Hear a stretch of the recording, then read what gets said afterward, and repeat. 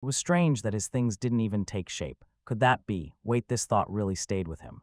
At that time, Liz locked herself in her room. With a tired look, she said that she was very tired.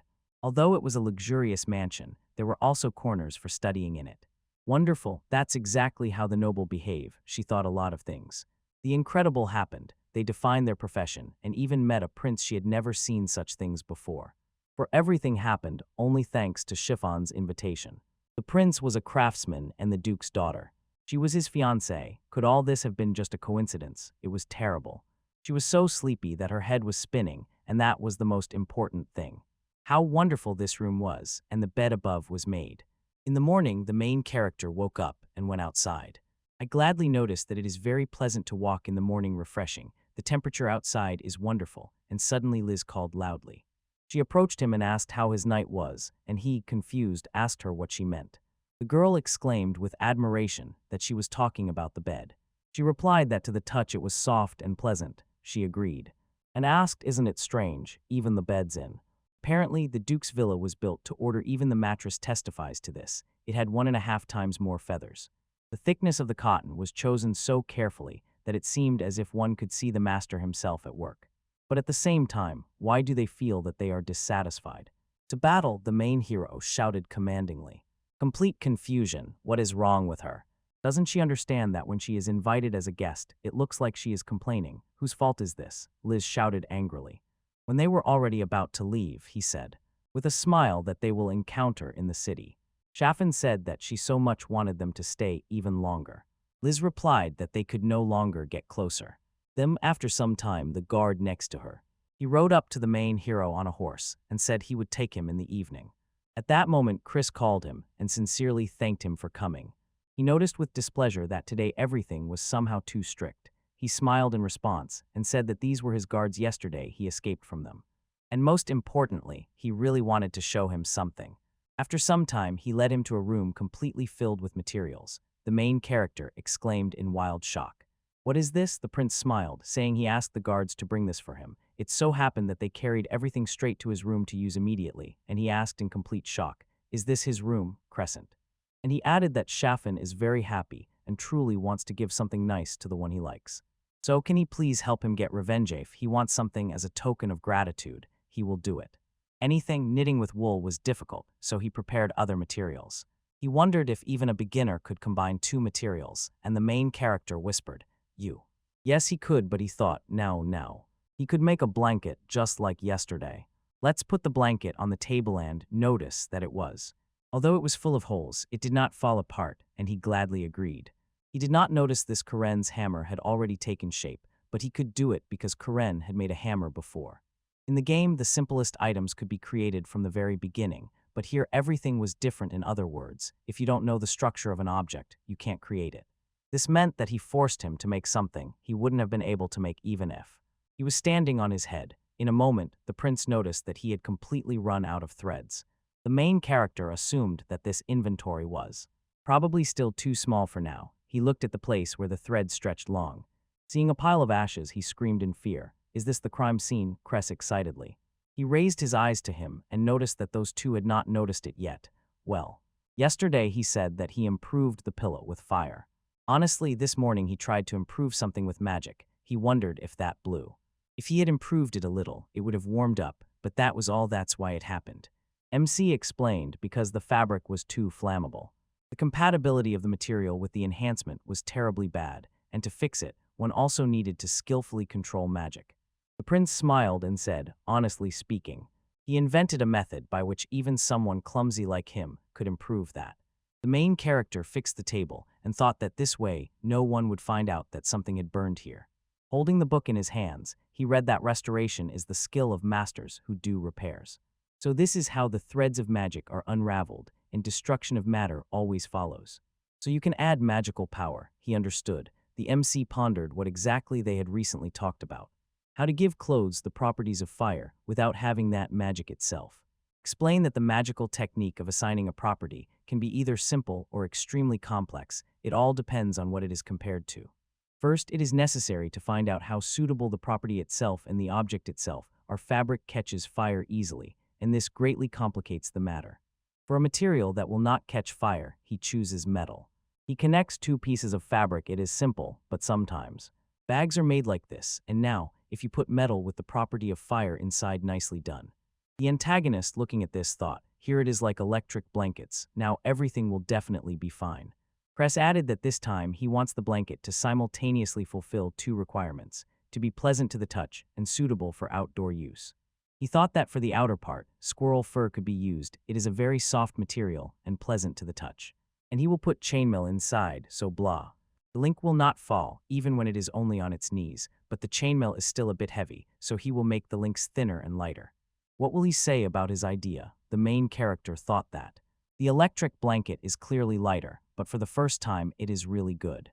Good, he happily replied that he thinks it is very cool. The prince beamed with happiness and asked, is it true? It just occurred to him.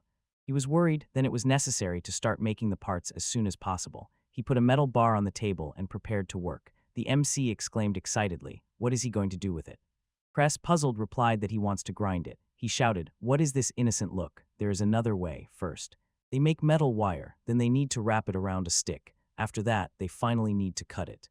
They pushed it through the rings and adjusted them. After that, they had a bunch of small light metal rings, and the prince were surprised to see that they were all the same size. There were so many of them. Now is the time to unite them. The main character stopped him, smiled, and said, it would be difficult if they did it that way. The more complex the structure of the object, the harder it is.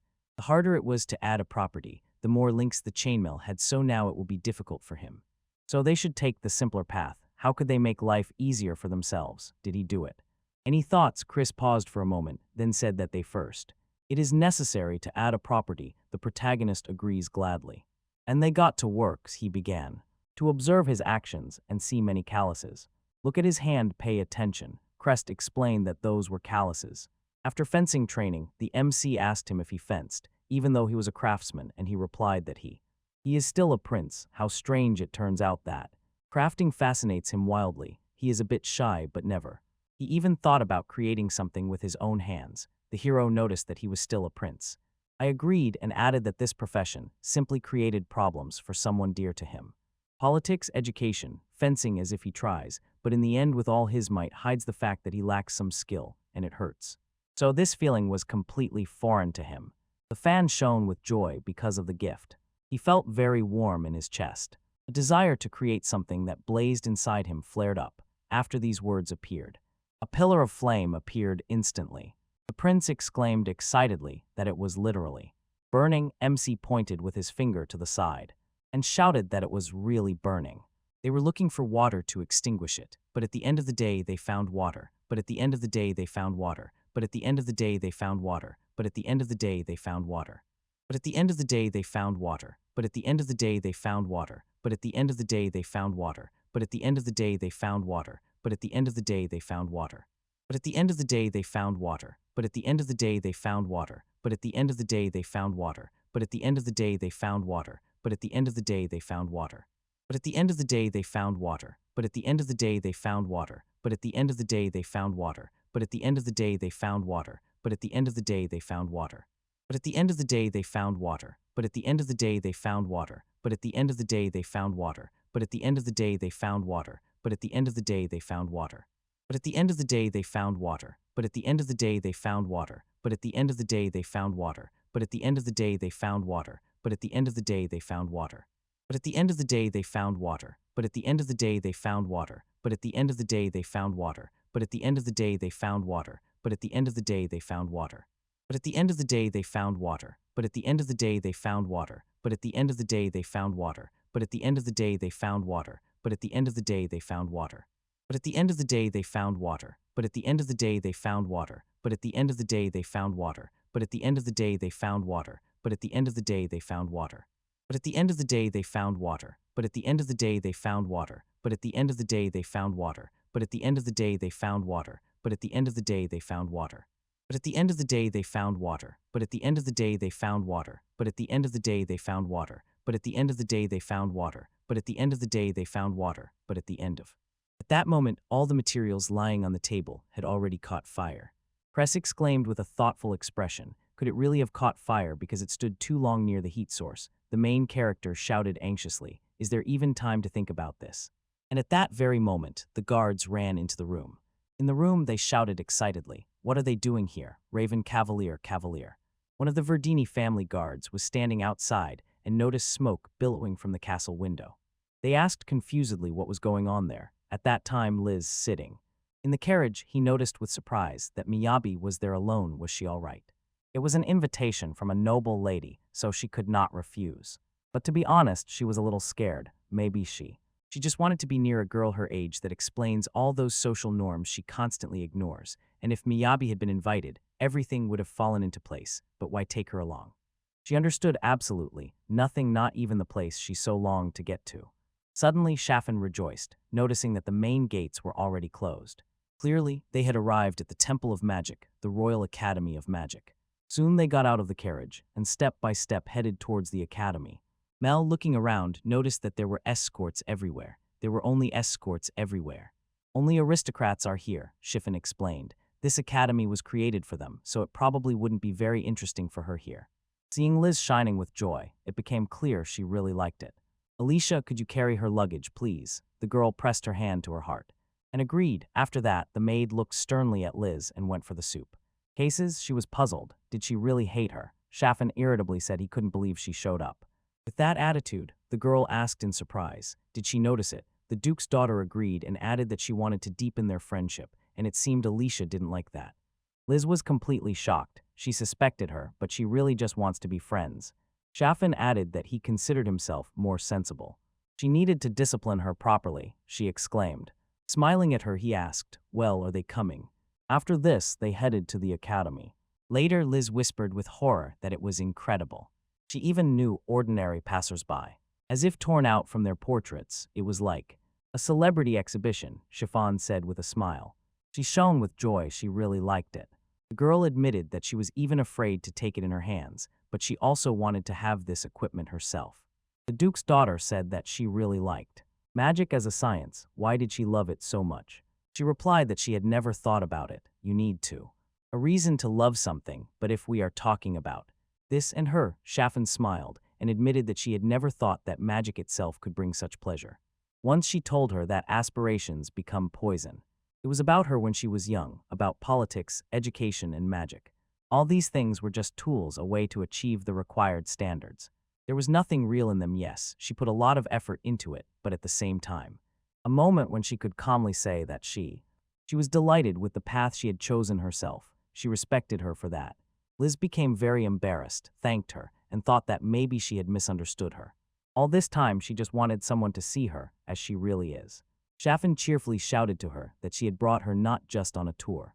Suddenly, a powerful explosion thundered in Coco Carvia. So the teacher flew out onto the playground. The door, she met him with a smile. He is lying upside down. After some time, he replied to her greeting. They stepped into the laboratory, which was filled to the brim with all sorts of things. The teacher enthusiastically remarked that it was a mess here. It was terrible here. He was conducting research. Looking for information about magical power, he asked them to sit down. Liz, confused, thought she had never heard this name before. She is the new teacher, right? She remembers. He recalled the surname and exclaimed in wild shock, "So, I have a surname." Coco smiled and replied that if it was about origin, he was from a family of viscounts. At the academy, everyone is on the same level. Give her some tea. This laboratory is always short of helping hands, and she doesn't even look like. She appeared to him as a student. The girl introduced herself with excitement and added that she was a traveler from Angela Shafani. Someone seriously said that he would go with her. She wanted him to look at something. Soon they reached training grounds and Liz began. Use her magic, Coco, looking at this, say. With admiration, it was very interesting. He also wanted to try. The boy began to record and manipulating, said that he understood everything. Magic from magical particles, he considered it an extremely interesting idea. Theoretically, it was possible. But such a level of precision was strange. Liz explained that it was her father's practical method. She came up with a way to teach adventurers who could not read magic books. It seemed to her that it was straightforward. To her, but he understood everything only by looking, Coco said thoughtfully. It seemed that the obstacles on the way to mastering such a skill were huge, but there might still be some demand in education. Liz apologized and thought that she was always thinking about something. Maybe she should ask someone who understands this. She asked him what he thinks whether this technique will work in a real fight. The teacher replied that just a real fight was not enough. Was the opponent a magical creature or a human? It was a group fight, and if so, who was on the team? In the forest, at sea, or in the city? The girl thought that maybe she shouldn't have asked him about Ith was really annoying. Coco added that overall it was not. They would have decided that this is a battlefield. He grabbed Mel by the hand and said that exchanging magical power required. Hands were in the way, and it was extremely inconvenient when everything was constantly changing. Mobility was crucial, sometimes life or death depended on it. Deaths, he could have learned magic himself. That would have been a completely different matter. If somewhere appeared some unusual person who simply wanted to give magical power. They wondered if these were warriors with great magical power. That's all there is to it, she asked seriously. What about the magical power of the craftsman? Coco immediately cut in. This is impossible. Although he could not speak for everyone, people of combat and craft professions have magical power completely different in its essence, like water and oil. Today, magicians transform magical power into matter, for example, into water or fire, while craftsmen, using magic, transform matter. The magical power of warriors resonates in living creatures. In other words, it can affect other things, but the only practical application of this connection is tamers who make animals obey. In contrast, the magical power of craftsmen resonates with matter. It restores things and endows them with new properties. These are all manifestations of this resonance. Their power is unable to resonate with living creatures. Does she understand what this means? And before the battle, this will become a problem. It will be impossible to communicate by resonance. After that, Liz bowed her head in.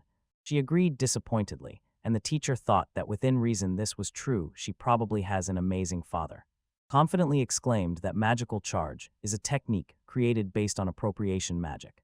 Coco flinched and screamed that she realized that the chance was very small.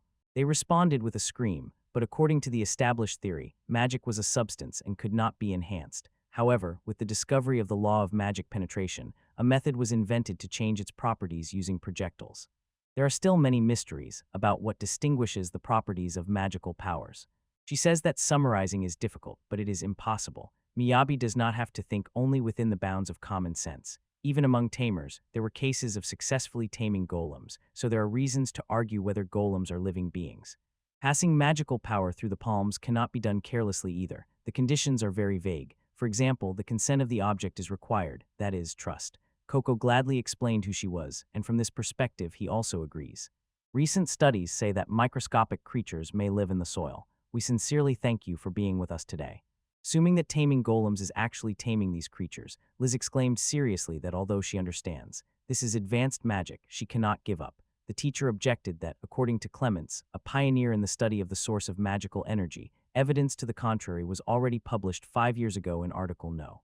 190 and is now being carefully studied, and this hypothesis was based on a conclusion. Mel, observing this, asked embarrassedly what it was about, and Chaffin smiled and answered.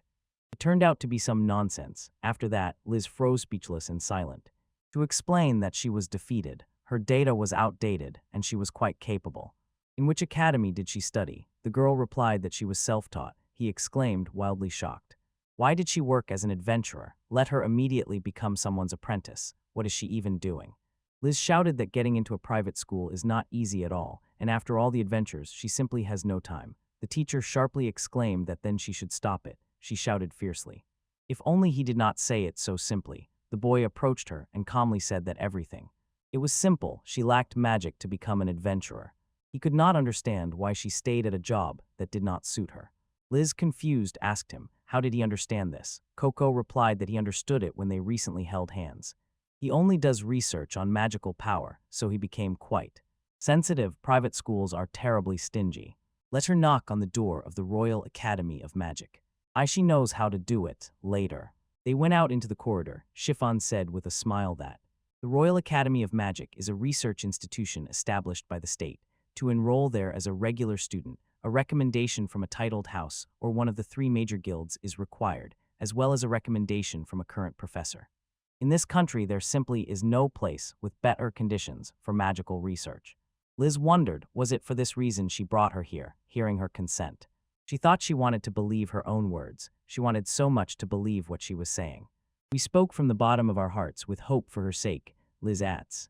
and confusion. She did not understand why she was doing so much for her. She could not repay her with anything. Is this also for Cress? She thought that she wanted not just to introduce him. Chiffon noticed with surprise that Miyabi did it. Remember this, the girl thought that if she entered the academy, the guilds were given a limited time to complete the tasks, to study in the capital and simultaneously work as an adventurer in Angeli. If you look realistically, they won't be able to. If so, the team will simply fall apart. They suggest letting Miyabi go and Liz stays. He recalled how the heroine said she was too harsh on herself. He respects her for consciously choosing her and continuing to follow him. At that moment, she, with tears in her eyes, pointed out.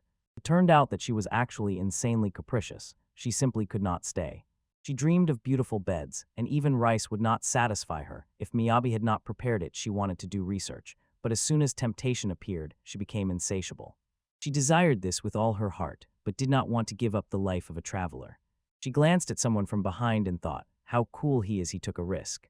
Even if those were their lives, they still protected everyone. Because they were exactly that grown-up, if she said so. She was supposed to be her protector. Instead, she will just use it. Be kind to her, Chaffin said, laughing and reproachfully. She replied that she thinks too much. Yes, there were many of them. There were many things she could not say, and she could do nothing if she did not trust her. Just say one thing. She did not change her mind. Let her use it for their hearts. Liz thought with surprise that aristocrats and common people are different in everything. She cannot understand this from a logical point. She looks at the world with suspicion, so everything seems suspicious to her. Her intuition suggests that she is not a bad person and can be trusted. At that moment, the main character, looking at the burnt areas in the room, said it burned well. What should I do if I am accused of arson? He asked, and Crest replied that he would say it was his fault. Suddenly, Captain Raven approached them and loudly said that he came to escort Miyabi. It seems a small fire occurred. He is the prince's acquaintance, right? Chris himself said that he probably doesn't know. This guy is Alicia's older brother. MC looked at him and felt incredibly. An incredibly cold aura whispered that they are very similar. He thought they were alike in this icy atmosphere. Raven bowed his head and thanked him for taking care of his sister. The prince asked if the captain of the guard himself came specifically to see him off. The captain agreed and took out a letter. He added that the owner gave him the letter. The guy read it and, calling the protagonist, asked if he would return to Angela. He smiled and said that it all depends on the snow, but yes, eventually. Crest smiled and said that if there were more time, he could have obliged. They taught him the craft. After some time, they set off on the road, and the hero suddenly remembered that he hadn't managed to discuss his future plans with Liz. Well, on the way back, during a relaxed trip, they will definitely discuss it. After some time, the girl herself told him everything. He exclaimed in wild shock that she received a recommendation. For the academy, it was simply wonderful. He congratulated her. She thanked him and asked, "Is that all?" MC asked if maybe they should do cake or something like that, they suggested, but Liz cut in that she wasn't talking about that. She enthusiastically talked about what they did as a team. Suddenly she understood everything and screamed in horror. What should he do? She noticed he was late. She won to continue looking for adventures next to him during his studies.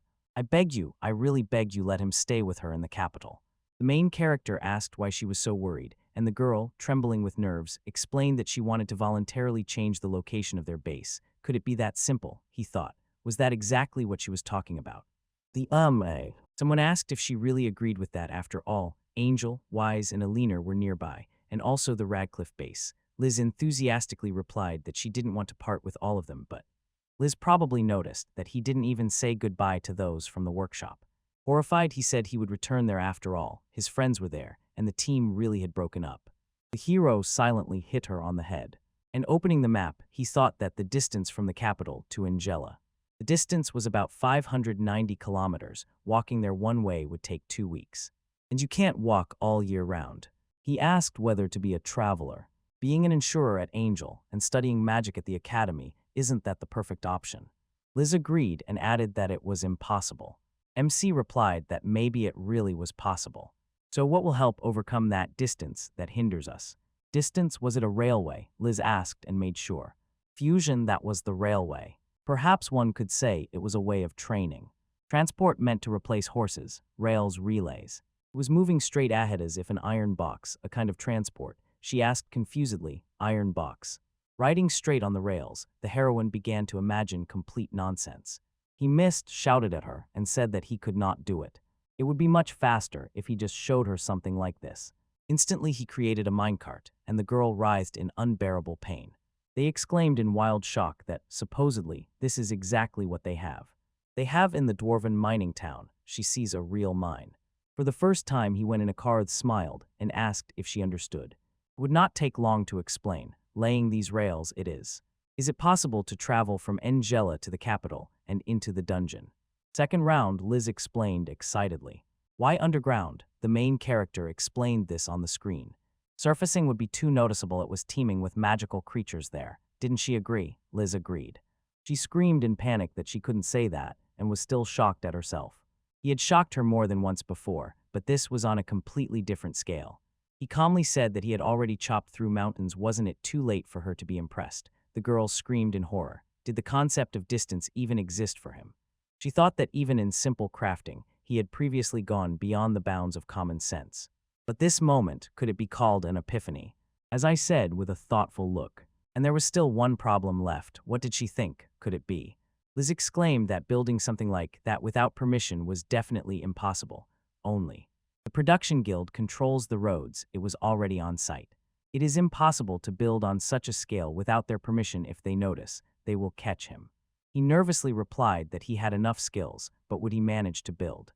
This is a completely different conversation. He thought it was a good idea, but it turns out that's not true. At that moment, Mel was eavesdropping on their conversation from the window. Later, they finally told Shafin everything. With a smile, as if the head of the guild were a duke who had claimed these lands. Another. In other words, if they have a decision from Duke Torrance, their case can no longer be called impossible. Seeing their faces, the girl said embarrassedly that she just answered Mel. She asked advice. She said they had a plan. It was about the railway connecting Angel with the capital, and that they had encountered difficulties. The main heroine screamed in shock. Did she really ask about yesterday? Mel agreed and added that difficult matters can somehow be resolved with the help of aristocrats. It was worldly wisdom. He thought that this was wisdom used only by her. Wait, did she do it for their sake? Does this mean they finally became true friends? The girl said he should be generous and thank her.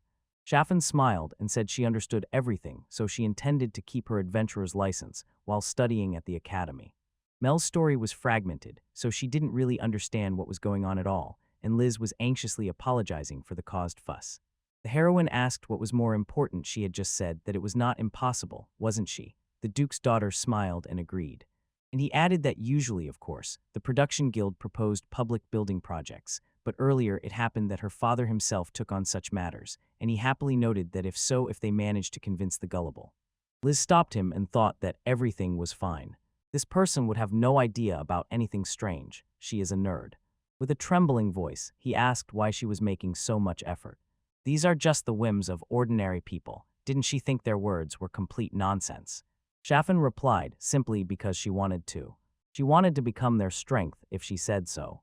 That they would become wary again. It sounded cold, but she wanted to give her a place where she could learn. Wherever she fussed as an adventurer, the place did not matter. But this project may prove useful for the territories.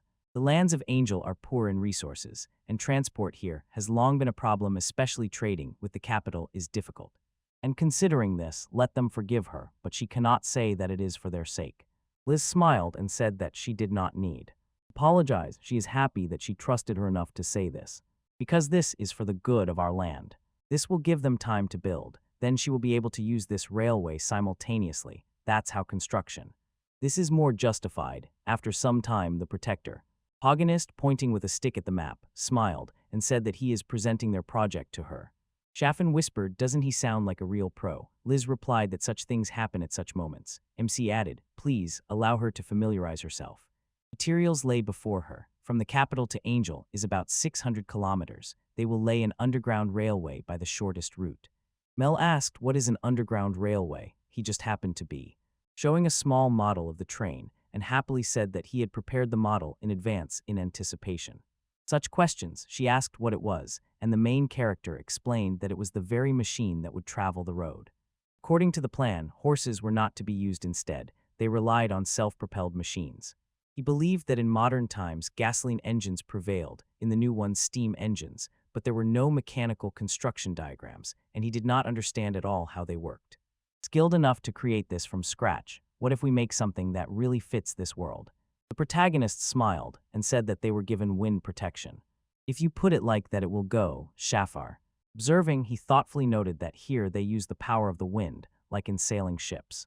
He smiled and added that conservation of state is a feature of magic that provides characteristics, so the machine will be able to travel for 24 hours. If the wind power is strengthened, it will be able to accelerate to a speed exceeding human running speed. The daughter asked how short, in her opinion, the journey could be. Imsai smiled and replied, up to 12 hours. He wanted them to get there in 12 hours. The girl was amazed. A journey that usually took 2 weeks would now be shortened to half a day. It sounded like a real fairy tale. Liz gasped in shock. Wasn't her reaction a bit weak?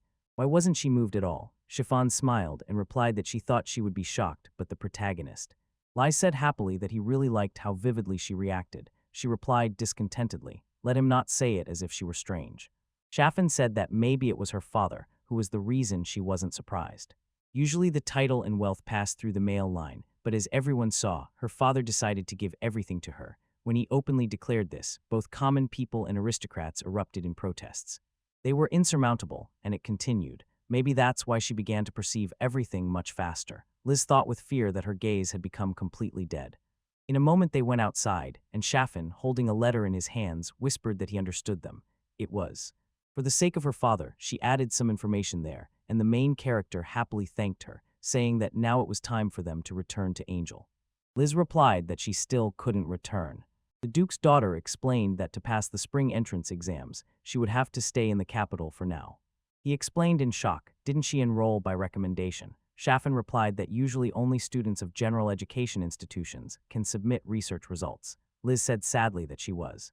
I'm stuck here now, so can this wait until spring? The protagonist replied with a smile. So he decided to come there early and talk to that guy. Luke, she asked him in surprise if everything would be all right. He thoughtfully replied that he would have nothing to do here. He was staying here until spring and wanted to start building as soon as possible. Mel said that she herself was returning, so she would keep an eye on him. Liz replied enthusiastically. Then let them also just not go early, Chaffin said regarding thank you. Negotiations with her father. It is necessary to clearly explain what benefit the Duke will gain from the Underground Railway. He thought anxiously, here it is now he too will have to talk about it. She added that he should carefully consider how the Duke's benefits are connected to their goals. Behind the words of aristocrats always hides a cunning intention. Whether it is good or bad, that is another story. He doubted whether she now had hidden motives, but still thanked her for the advice. After some time they reached the gates. Today next to her was the troop of Alicia. Chaffin replied that she is now. Her body freed her from duties. Some time passed. The main character and Mel sat in the carriage and set off on the road. He felt as if a month had already passed since he and Liz parted ways in the capital. So much happened during their journey, and they finally arrived. One day Mel shouted to him and said that the city was already looming in the distance. After that, they finally arrived in Angelm itself. The protagonist thanked her. He smiled for the company on this long journey, and Mel noticed that although there was no danger on the way, he would probably manage on his own. Most likely, he would have just fallen off the horse and come later. MC replied that there was nothing to talk about. Done, he was not used to riding horses. In any case, he did not even imagine that so much snow could lie here. Mel asked if this was his first winter as an angel. Every time like this cold and nasty. But this year she is warm and cozy. And all this thanks to this clothing. He smiled and noticed that it was also cold on the way here. The girl asked if he was going to. We are going now to the bearded Duke, right, hearing his agreement. She said that then she would go to sleep. The protagonist grabbed her in confusion and asked if she was not going to take care of him. Mel replied that the conversation was about the road here. He got upset and stayed behind. She stroked his head with her tail and noticed that he was a problem. After some time, they reached an aristocratic district. The main character exclaimed excitedly that here there was a letter of recommendation, materials, and a model. He had not yet thought of what to say, and Mel asked with dislike, how many times has he done this? Let him stop. The gate guards had already set off. They entered the territory, saw the mansion, and grew. He shouted right in front of them. In wild shock, what the hell is this MC? He thought that there had recently been a beautiful garden here, and now only vinyl greenhouses, and he was overwhelmed by a strong déjà vu. Why did they turn the garden into this, suddenly? Karen grabbed his leg, being incredibly elastic and thin. He jumped back in fright and shouted, "What?" Seeing such a ghost, Mel grabbed him and said, "Calm down." The main character saw Karen and exclaimed discontentedly. He was in that state again. That guy replied that they hadn't seen each other for a long time, so it was like the first meeting, that's why he was nervous. Mel does not stop stretching him. The main character shouted nervously. Why did she continue to commit violence? Let her stop it. She replied that he annoys her, Karen taking his usual form. Seeing her, Mel exclaimed in surprise, "Why is she with his master? Did he know her?" Karen said that they had met many times in the workshop. Mel looked at him and said she did not remember. Bobby asked in surprise, "And why is he in the Duke's estate?" Karen said embarrassedly that they were walking. There, didn't they bathe together before? Green. The house they built then clearly caught the eye of the owner of this estate. A little earlier, a request reached him. Another building was needed. The main character asked in surprise. Then it turns out that he works alone, Karen explains. Yes, sometimes he has assistants, but even with them he does not meet the inventory quota given to him by the teacher, and moreover, he is far behind the construction schedule. The main character nervously asked him to calm down.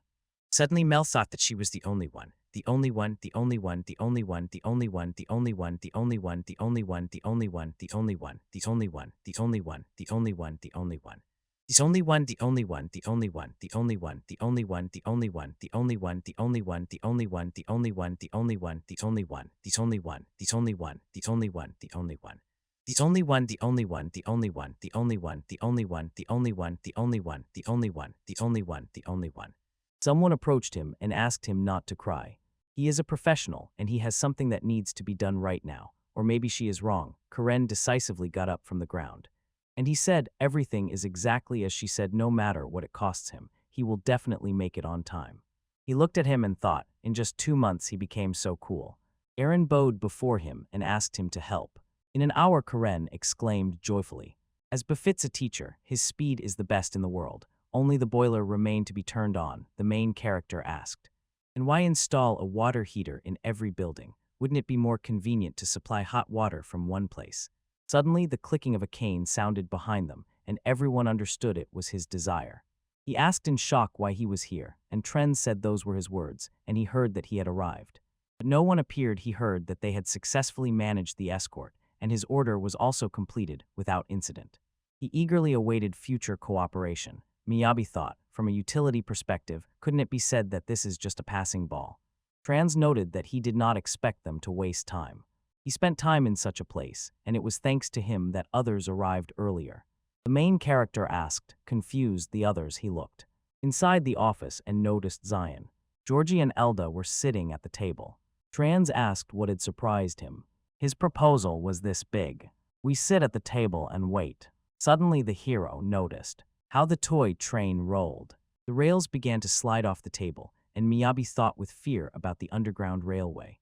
Trends asked if he considered it an interesting proposal. And what did they think? Elda noticed that for the trade guild, this would be the best means of transportation one could only dream of if, of course, it could be realized at all. Georgie said that even fiction has limits. Such a toy would definitely be a waste of money and resources. And of course, the Manufacturers Guild was against it. He smiled with that same sly smile and said that he was as always. He thought confusedly that this implied the plan would require a lot of money. Trend said that if he were given permission, he would take on the construction himself and agreed with both opinions. The hero thought with surprise, so no. As Elda said, there is still hope in new technologies, but if everything goes off plan, they will suffer great losses, and money is also needed for material research and team support. He called out to the main character and asked if he had the drawings of the carts. The hero sighed and replied that there were no detailed ones yet. How long will this research last? About half a year. Friends ordered him to do it in 3 months. Thoughts and confusion in half the time. Trans said that they will install. In front of them is a test section of 1 kilometer, and in just 3 months they must bring the wagon and tunnel into proper condition. Confirmation of readiness for a trial launch is a condition for project approval and further construction of the underground railway connecting Angulum and Logpatara. Miyabi thought it would be easy, but did he really have to work to complete exhaustion? Zion noted that due to the Producers Guild, adventurers cannot apply for nomination to participate in the project. Trends added that a private individual also cannot nominate themselves independently for work on a project of this scale. Therefore, he turned to the Weiss workshop for cooperation and is now participating.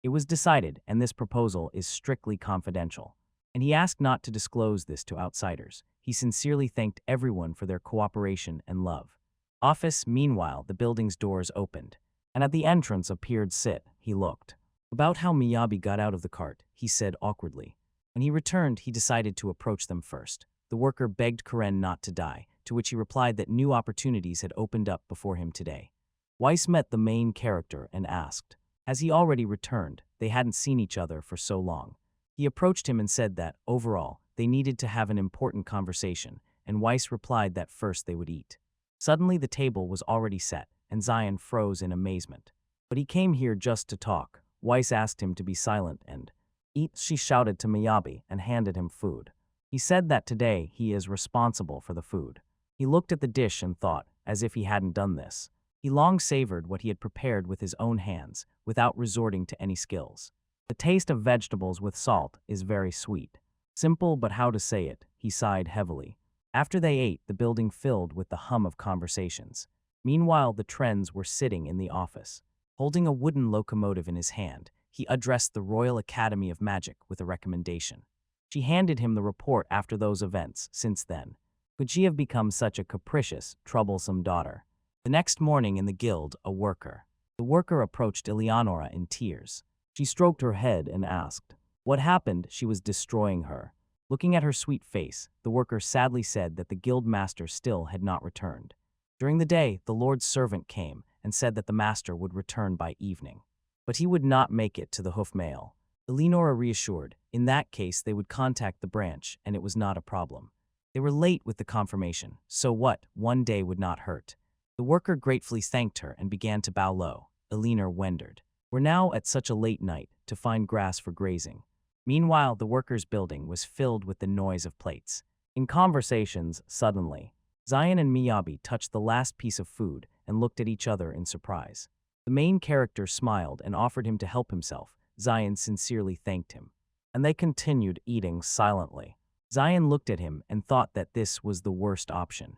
They said he was a spy or something like that, but calling himself a creator is just a silly plan. So the Duke rejected the spy theory. In that case, as his pawn, there is no point in thinking about it anymore. He respects others and is not at all like a bad guy. Does that mean everything is fine? Why did he so desperately want to become an adventurer? Miyabi froze in surprise, and that person, who was the only one. He noticed that he was lucky to see his work at the Duke's estate. Just these skills alone would be enough to earn decent money in the production guild, even without anyone's help. The main character awkwardly muttered that there was no special reason. Zion asked disapprovingly, did he really have insurmountable debts? That is terribly reckless. Without Liz, he wouldn't even have been able to step over the city gate. And he inquired, did he come to Angelo to earn money? And what about returning to the homeland? The hero said that he no longer has parents, although some relative looked after him. Now he is alone, so he does not send money home. Zion apologized confusedly because he did not know. The main hero replied that it was all right, it was long ago. Zion asked that is exactly why he came here from his native lands, and the main hero agreed. Is that so strange? Zion remarked. It's not that such stories don't happen, but usually people come here on horseback. Earlier I wondered, since when did his skills and equipment become so advanced? Mibai smiled and asked, is it somewhat noticeable? Zion suspiciously replied, quite noticeable. He awkwardly admitted that he had always liked to create. He answered thus he turned out to be a natural talent. Weiss asked, didn't he talk to him? Zion replied, he did, and he would like to consult with Weiss's workshop. As soon as he said this, everyone looked at him in surprise and asked, the Underground Railroad. What a massive work it is, what a massive work it is. He lightly patted Mibai on the shoulder and said with a sad smile that he always considered himself strong, but this time everything turned out to be too unconventional. They asked so they think it is unrealistic. Weiss asked him not to talk nonsense. Real men are not afraid to dream big. But what about the people who will sign up for this? Suddenly all the workers raised their hands with joy and began to have fun. Shouting discontentedly, enough resting, get your asses up and get to work. The antagonist said that if he is so busy, then there is no need to assign people to this project at all, because initially he intended to do everything himself. The workers looked at him in surprise and said, this is a huge construction site, and it can't handle it alone. It is still young and thinks it can handle everything. The main character thought, do they really think he just gave in to the mood? The miners say that everything will settle in winter. It will take 2 to 3 months to put everything in order. Why is it said that if so they need to hurry? After a few days, Sid happily rejoiced. They said he alone carries the weight of a whole 100. Karen noticed that he is very happy to work together with him. Miyabi smiled and said, "I'm counting on you." The scent she will accompany them. Sid bowed and said he was glad to meet her and that they were counting on her. Soon they were walking through the snowy forest, and the main character carefully looked at the map of the area. Sid noticed that this was the designated place for the test journal trials. Karen said this right in the center of the forest, and Sid seriously thought, only the snow bothers him, nothing can be done. He is still an adventurer. They are completely different professionals, but so what this time the process will be led by him, the senior master. Miyabi looked at the area from afar and said that the trees here were a bit in the way, after which he tore one out. And Sid looked at this in surprise. The trees suddenly rose and disappeared. When he was told to be quieter in a displeased tone and asked if he was pretending to be a monkey, he replied unhappily, "Who here is a monkey? Why is he so calm? Take care and ask. Isn't it obvious that a master can do such things?" Sid was confused. It seemed to him that he had become a little scary. Yabai called Karen and asked how his inventory was. He said happily that he was very glad he asked. It could hold bento for a whole month. The main character exclaimed joyfully, "This is incredible. The volume really increases." Karen said that everything is happening exactly as he said. He was collecting pebbles and weeds by the road, and his supplies slowly began to grow. So those suspicious training really came in handy. Could the disappearance of the trees also have happened because of inventory skills? The main character noticed that this is a combination of gathering and inventory skills. Both improve over time. Maybe he should try it too. After a while, he said tiredly, "Lie down on the snow, asshole." "Why did they come here?" Karen, confused, whispered, "What was that?" He, trembling with fear, told about the Underground Railroad. In the most important part, they made no progress at all, the protagonist. "But I won't say that they dug a tunnel. So far they have only dug a tunnel." Sid looked at this confused and asked displeased, "Could this have been dug in a day?" Miyabi noticed that they would start working on the carts already from tomorrow. Karen explained cheerfully, as is proper, suddenly. And then everyone appeared before Sid and Karen. And the main character asked with a smile, "They will spend the night here, and what will they do?" Sid awkwardly said that he underestimated Miyabi. He cheerfully said that the master is just a monster. Sid asked what was wrong with him, and he pondered. He still doesn't understand why he took part in the repair and why he was appointed the chief. He has talent. She put him to bed and asked him to try harder tomorrow. Sid suddenly jumped up and asked discontentedly, "Who is talented here? He won't mess up in front of Miyabi."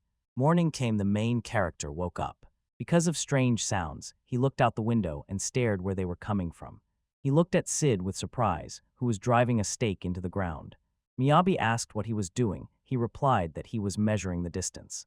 This was a test, so everything should be fine, right? Last night he prepared a rope to measure the distance, and then they better improve their work. It's a pity, but he still couldn't demand it. Imagining what those carriages might be like, he decided to move on. He was currently working with the ground. Miyabi called him. Maybe he was already ahead. Now Sid shouted angrily that he would not lose. They asked where the winners were and where the losers were, and Miyabi asked her not to extinguish the fire of motivation. After some time, Karen woke up and asked them to. So, working on the wagons, there was no time left before the trial run. What would they do? The main character noticed that they had a bunch of different problems, but the test itself was supposed to show only one thing, whether it was technically possible at all. To do this, they had to ensure there was movement, and there was a stop. Explain this. First, they make a movement test. This is a test car mole. Karen was fascinated by it. It is very minimalist. And here at the back, he agreed. The attached block will become the source of energy. Outside, it is covered with an iron plate. This plate limits the direction of the wind. Miyabi asked him to step back a little. Not only this block has to pull a large pile of iron, so it is necessary to seize this sufficient amount. Suddenly the machine sharply gained speed and shot forward. Suddenly Mel appeared and saved Karen. The main character, the machine crashed into a wooden pole and broke. Karen looked at it in surprise, and the main character whispered in fear that it was dangerous. He was closer to death than ever before. Karen said fearfully that he already considered himself dead. Mel assured that everything was fine. "I just had to go and fix the machine. During the experiment, you need to. And closely monitor the circumstances. Slowly add force a few more times." In a few minutes, Miyabi rice. And the car again, and it crashed. Again with all its might. After several attempts, Miyabi fearfully hugged Mel and they set off.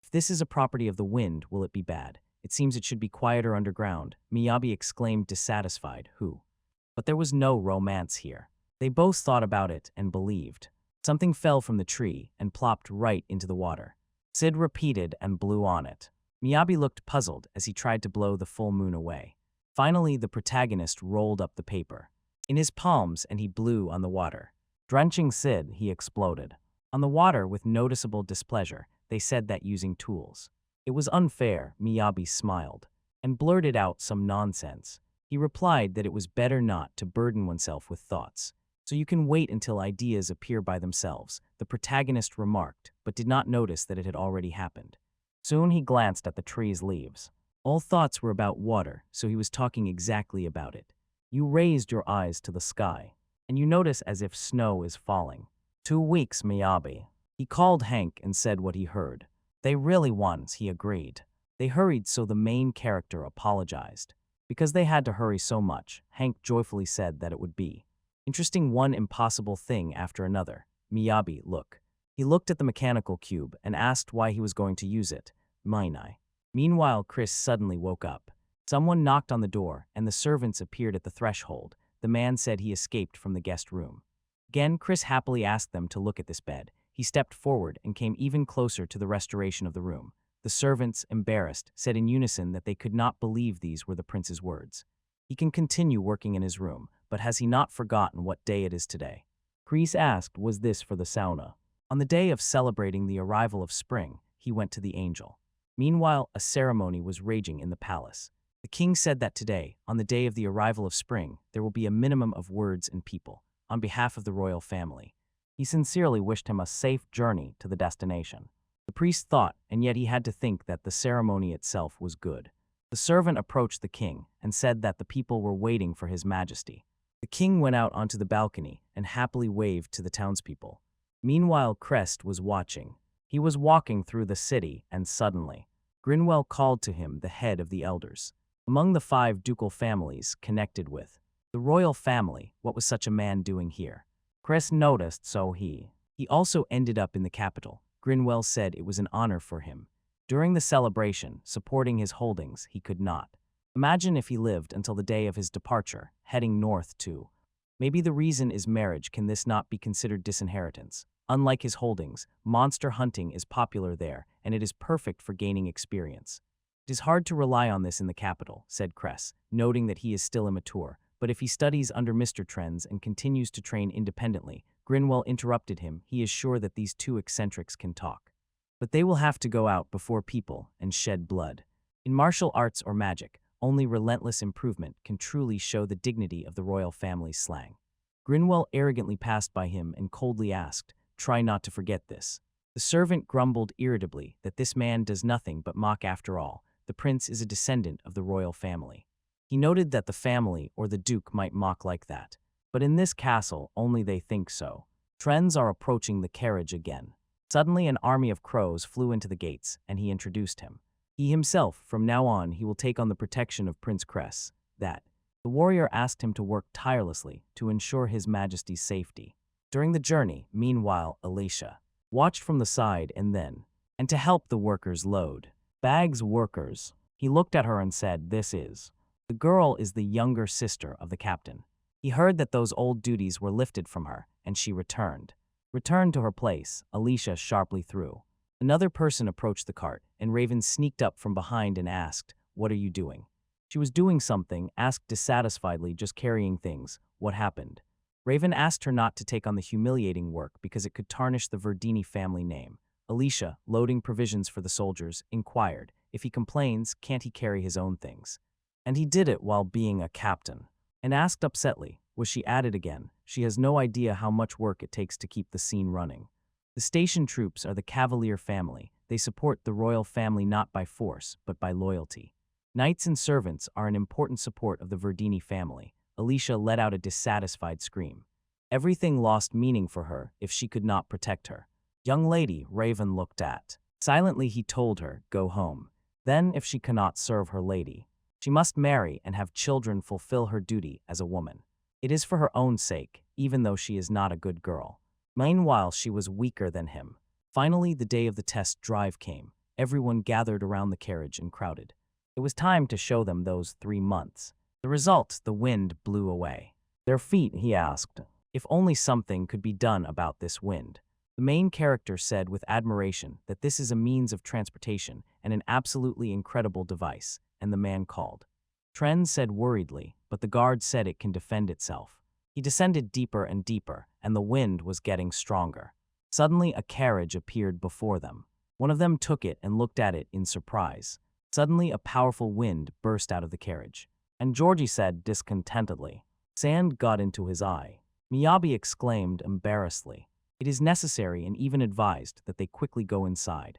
Eldo adjusted her hair and said, Really, what is it? Zion looked out the window and noticed that there really were no horses, and Georgie thought with displeasure, do they mean that it will collapse?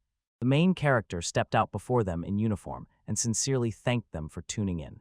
They will use them. This train is heading to the western gates of Angulum, and they set off on an exciting underground journey. And now the two rush forward. He sat down, took care, and started the mechanism, and then the train rushed along the rails at full speed. Norja screamed in fear. They are moving, Zion asked. Is it shaking? Is it really safe? Asked Miyabi, and requested them not to open the windows because it is dangerous. El, overwhelmed with surprise, rushes much faster than the car. Trance asked him to explain, and the main character told. As he suspected, this machine moves thanks to a wind shield. Elda, confused, asked, did he really reach such speed with the help of a witch? Wind, Miyabi smiled and said that the wind blocks are in this device. Trance noticed a metal box with holes on all sides exactly this shape. They answered that the secret is that the train can slow down.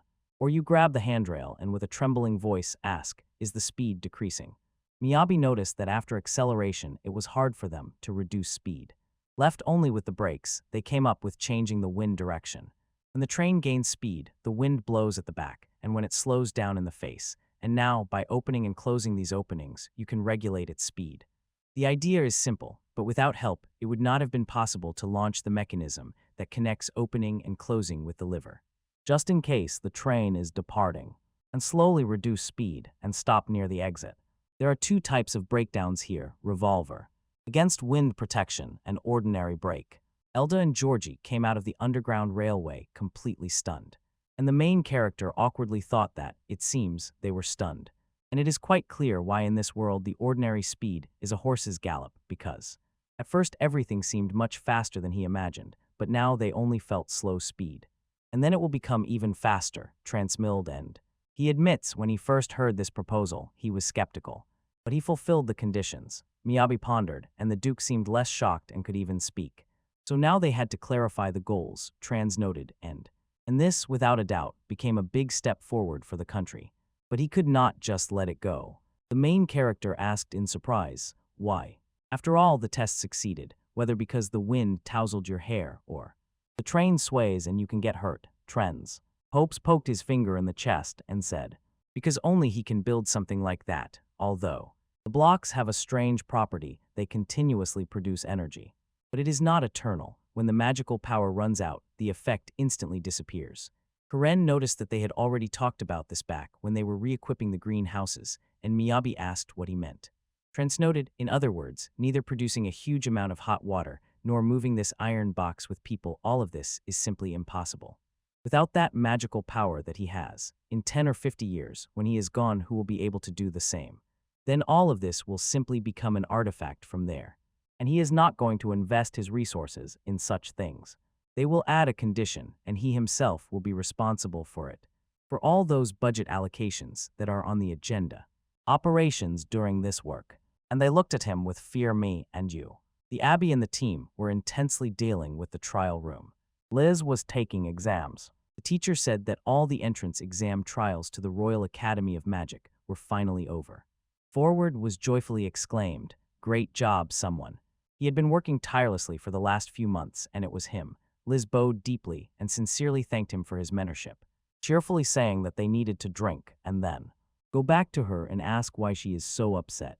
Her practical skills were mediocre, but she still did quite. So this article is about how to harness the magical power of fighters using resonance.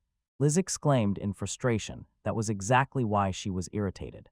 She should have taken it more seriously, and if she had been given a little more time, she would have done it flawlessly. Coco noticed that her determination was good. She really needed to pay attention to the researchers. She and this traveler are completely different. She should just give up, since in just a few months she had become too ruthless. One day Lisa grabbed him and asked discontentedly, "Weren't they supposed to hold a final meeting?" Coco asked fearfully, what else did she want? He said he had a day off. Meanwhile, he was walking through the market. He thought that Versana, the spring festival, was. From today there were as many flowers everywhere as she had heard. I knew it, spring was already here, but there was no time to feel it. While she was traveling from home to the academy, he noticed vegetables and exclaimed, "What big asparagus here." The saleswoman said it was the first harvest. She thought it really was spring, and it was inexpensive. He asked to put one asparagus in a box, and the seller asked in surprise, "In a box?" After a few minutes she, with red cheeks and embarrassed, was walking through the market. The man and the food are in her hands, and he thought, there she is again. A lack of common sense has become the norm. For her sake, I wonder if Miyabia. Everything is fine there. Mel is with him, so she believes they arrived intact, but thank you very much. The main character didn't even send a letter, and Shaffin seems not to have heard about him. I wonder how things are with the Underground Railroad. Liz raised her eyes to the sky and said she hopes there will be no problems. Meanwhile, Karen, with tears in his eyes, asked, is he going to do the assignment instead of the teacher? That's completely impossible, so what should he do? Asks the servant. Is he okay? Sid asked, requesting her not to pay attention. Miyabi noticed that this method would allow Karen to grant others as much power as he gives. Sid aside. Is that possible? Karen asked, holding his breath. Are they trying to kill him? Miyabi said, if so, we need to come up with a way to make the train move with less magical power. Sid asked fearfully, does this mean that they? He started doing everything over again from the very beginning. Hits Karen in the face and begs him not to give up. After all, he always relied on Miyabi before. And this was his chance. They would definitely come up with a brilliant way. After a month, the main character, Sid, and Karen were lying on the ground, completely confused, not knowing what to do. His reserve of magical power was only enough for something simple. Mel calmed him down. Don't worry, Sid. Turned out that he couldn't appropriate it all. He said with dissatisfaction that he had an ordinary level of magical energy. Miyabi thought that they tried to act like a ship under sails, pressing in all directions. They tried many ways, but their magical power was too different from the very beginning. Isn't it just easy to get great power from such a meager amount? He approached them and shouted, here they are. A lot of time passed. They hadn't seen each other for a long time. A lot of time has passed since the test run took place. The hero was shocked and thought she was really scary back then. Such pressure, does she have any dealings with him? The elder agreed. They will immediately move on to. Period. She asked with a smile if he wanted to join their guild and asked for his ID. He is where the money trees grow, so among them he will shine. Trading was a good thing. In sales, desires are satisfied. When money appears, people become rich, and with them, any luxury ceases to be just a dream. Miyabi hugged Sid and Karen tightly and said that these adults are a bad influence on them. He was not interested at all in sales or similar things. Elda asked him, displeased, not to be a fool. What man in this world is not interested in wealth, fame, and women? The main hero noticed that there were children here and asked her to stop saying such things. Elda said, displeased, that today's youth have no desires at all, and Miyabi looked at her with contempt and thought, isn't that too much? Elda approached him and whispered in his ear, if so, there is another one. And also, when did they finish? In 6 months or in a year?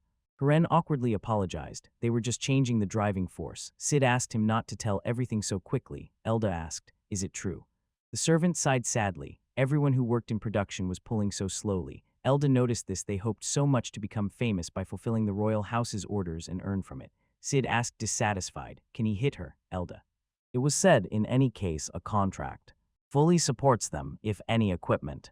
If needed, just tell them, and they will definitely prepare it. Sid looked with contempt and asked, what was all that, Judd? Suddenly Miyabi heard a sound, as if the gates closed and settled into place. Here they stay overnight again, the main character. The organists were surprised. How did it happen? He completely forgot about the time. After some time, they came to Weiss's workshop, and he asked if there was a place to spend the night here. So if they tidy up, they will be able to sleep here. Miyabi coughed.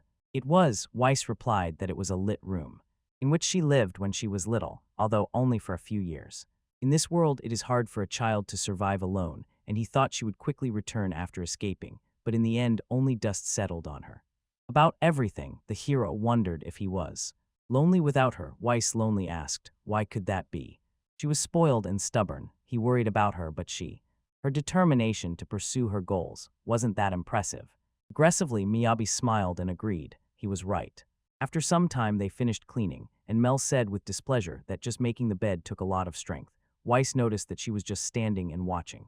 By the way, does he know that she will return from the capital?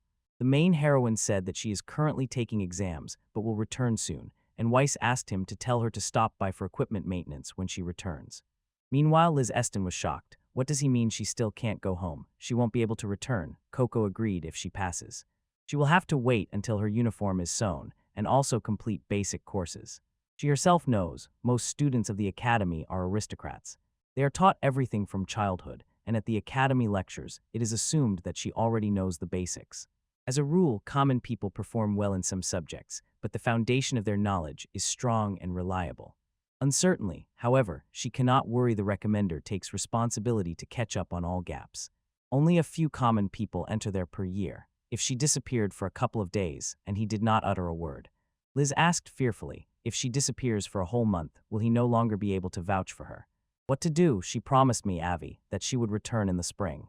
Found said she would immediately send a carrier pigeon if everything is explained to them. He will definitely understand and not worry, and Liz said she must return home. She asked why, and Liz replied that her guild card was no longer serviceable. The guild card was nothing more than an identification, and was valid exactly 1 year from the date of confirmation, that is, from the moment she accepted the escort assignment. Doesn't that mean she still has 6 months? Found asked. Liz replied with a tired sigh that she thought so too. But until she enrolls, she is not allowed to leave the capital, and who would allow her to miss classes for a whole month passed since the beginning of classes? Shaffin replied, no one, because it is allowed only in the case transfer of the title of head of the family. She grabbed her by the hand and asked her to stop. 3 large guilds under the control of ducal families, so that she could negotiate with the Adventurers Guild. Liz sharply stopped her and asked her not to wield her power so recklessly anymore. The most important thing now is to find out if the car's registration can be extended. Meanwhile, in the Adventurers Guild, Miyabi, confused, asked, won't Liz return? What do you mean? Zion replied, adding that he himself wants to know. He thought she simply did not want to show herself to him, but ended up in the royal capital and even received a letter of recommendation for admission to the Royal Academy of Magic. To me, it was great news, but how would she manage to combine studying in the royal capital? And he saw her work as an adventurer in Angelin. This was about very personal feelings. The main character said embarrassedly that from his point of view it was a happy accident, thanks to which he was able to develop a social project. They replied coldly that they do not allow any exceptions regarding the renewal of the certificate, and if it is not renewed, she will be considered either dead or to move to another city. Even if she registered again, she would have to start from the lowest rank, but if she made an agreement with the capital's branch of the Adventurers Guild and could keep her current rank. Miyabi even exclaimed that this was also an option. After all, that was exactly why the railway was built. He really wanted to support her. The situation is getting worse and worse. They plan to give people a chance to live simultaneously in 2 cities thanks to fast teleportation. They barely got permission. Construction is delayed, and now there are problems with the guild certificate. It seems he is a bad planner. The whole idea with underground passages was precisely for Liz, the heroine. He apologized it was selfish. He laughed and asked, what's wrong with selfishness? Everything is born from something, from desire, and the craftsman needs to follow their desires to the very end. So what does he want? Miyabi replied that he doesn't just want to build something. He wants Liz to be able to live in 2 cities. Weiss said sadly, he wants the same, but as long as she is in the capital, he won't be able to watch over her. At her headquarters, he suggested discussing how they would manage to complete the construction in 90 seconds. Months passed. Meanwhile, Chris had a dream. In the hall of celebrations, a prince was born. A nobleman asked if they had heard this news. They say the 3rd prince a craftsman, the man asked. Could it have happened that a blood mixture appeared in the world? The royal family, and he doesn't even know sword or trade. So it turns out Her Majesty betrayed. After some time, Chris arrived in Angulum, and the Trends thanked him for the journey. When asked how he got there, he replied that everything went smoothly. Friends noticed that he was glad to hear this. The road clearly tired him, so they asked him to rest a bit. Chris thanked them and apologized for hurrying. Could he give him the manor? Trans asked in surprise, and why would he need it? He replied that he wanted to practice with the sword, and he would have to invest. He tried twice as hard, even though he did not know magic. but to learn how to use weapons, transcom. He shouted to him and asked if something had happened in the royal castle. Chris thought constant striving for perfection in any matter is the true manifestation of the nobility of royal blood. He replied, nothing. He just wanted it himself, so why were others put in the center? In the office he said it was urgent. The servant replied that the master is speaking now, and even his wisdom has nothing to do with it here. Trans apologized to Cress and Waste said, so he is here, thought Kess. This is the same wisdom as the Grand Master. Why? He replied, saying, I am talking to him. The Abbey Met Crests looked at me. They looked at each other in surprise. Appendix. They asked, what is he doing here? Why are they asking him? If they even knew each other, Cress apologized. He just saw an old friend. He bowed and said he was glad to see him. He was the third prince of the kingdom of Forsha. Weiss frowned and said, so royal, wondering why he had such a well-groomed face, and the main character screamed in fear and tensed up. Tapley said he had heard a lot about him. And at that moment they asked in surprise, what was he talking about? About the Underground Railroad, trends. They said they planned to create a new transport network that would connect cities. And Miyabi was supposed to lead the project, so why? What did they want? Why are they looking at this? He and then they go to the edge. Exit and trends a phrase noticed by the worker. On the floor, pleadingly asking for permission to participate in the magic. 2 days ago, the workers were sitting by the doors. They practiced and Weiss asked if there were any questions. Miyabi agreed. The machine moved thanks to his wind magic, but by direct order due. Instead, he was forbidden to use his own spells. He was ordered to use the spell cast by Karen. They repeated twice, that is why they decided to review the power source. The hero firmly replied that everything was fine until the model was ready. They would not be allowed to launch. Of course, they tried different options. Waste thoughtfully asked for help. Oh, what a big difference there was between their spells. He already understood this, he asked deliberately. They didn't even check, they just started building. Set upset, he thought, what if in this world there simply is no magical device that regulates power? Then maybe they will just rely on quantity. Obviously, that's what they said, so they compared how much each one weighs. They can move, and the difference in strength is almost 30,000 times, the trends muttered discontentedly. 30,000, asked the main character. He feels their fears, but the point is that he should not interfere. Really? So there is no need to blame everything only on Karen, and especially to make him tense. He brought. Here is a sample they made in the workshop. Best looked at them in surprise and pondered. True professionals. Yabai showed them each model in turn. The indicator is 8 on the scale, and the weight is 15 kilograms. Their workshop was working on an entire structure, and he did not participate in the enchanting and did not even ask about it. And it still works. The main character showed everyone the cat and said that today this cat is used as a passenger to prove its effectiveness. According to the plan, with this, the total weight will be 20 kilograms. Miyabi carefully placed the cat in the model train car, and it moved forward along the tracks. Miyabi and Karen explained joyfully. It really moves. Cress, look at this. Asked confusedly. Isn't this cheating? Asked the main character. When they could see the installation. It works without his participation.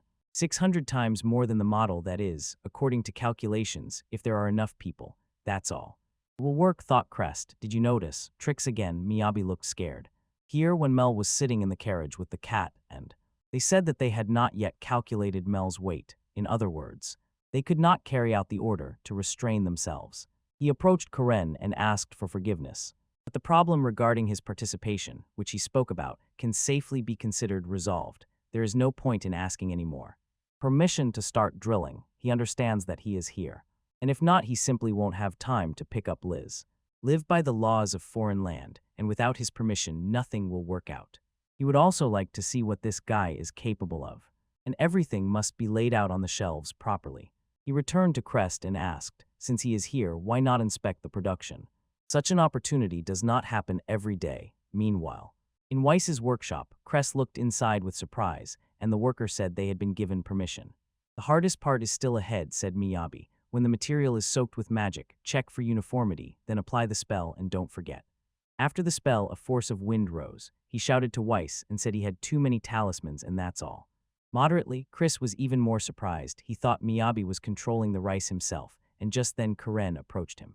He apologized confusedly. He was going to the crown prince because he was a craftsman and was casting talismans for the first time, answering that he was just trying.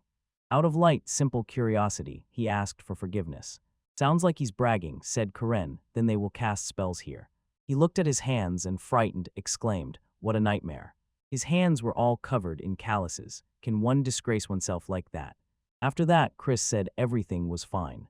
He asked them to look at his hands and asked, are these the hands? Karen looked at him in surprise. He was the one who tried very hard. Sid angrily shouted that, since he came he must cope. He doesn't care who he is, but let him not dare mock the craft. He apologized but overdid it with the spells. After some time, he thought that he still had a lot of magic in reserve. They started the mechanism, and it began to rain outside. Georgie thought that if they succeed, they need to connect the capital with Angela. The entire current trade system will collapse. Let him not think that trends will decide everything.